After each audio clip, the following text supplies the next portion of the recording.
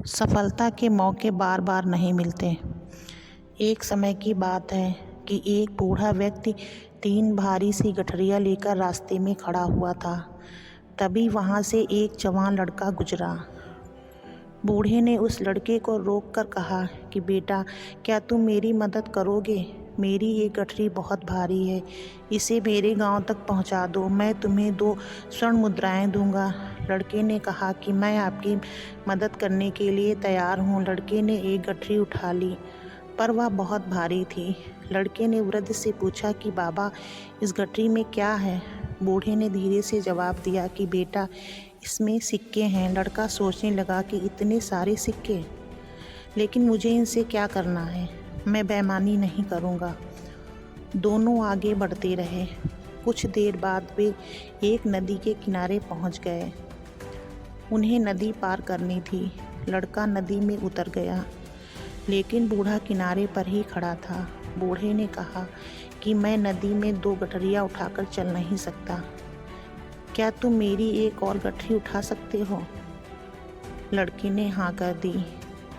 बूढ़े ने कहा कि तुम ये गठरियाँ लेकर भाग तो नहीं जाओगे, क्योंकि दूसरी गठरी में चांदी के सिक्के हैं। लड़के ने कहा कि क्या मैं आपको चोर दिखता हूँ? मैं एक ईमानदार इंसान हूँ, मुझे धन का लालच नहीं है।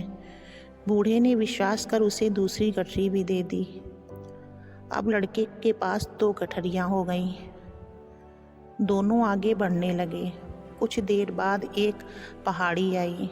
बूढ़े ने कहा कि बेटा, मेरी ये तीसरी गठरी भी तुम ही ले लो, लेकिन भागना मत, क्योंकि इसमें सोने के सिक्के हैं।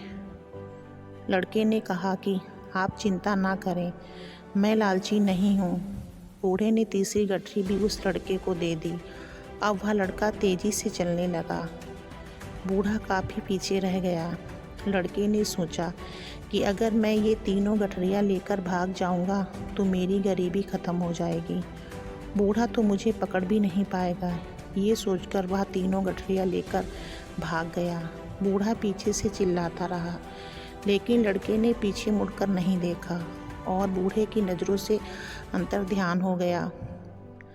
लड़के ने घर पहुंचकर गठरियाँ खोली तो उसमें मिट्टी के सिक्के थे।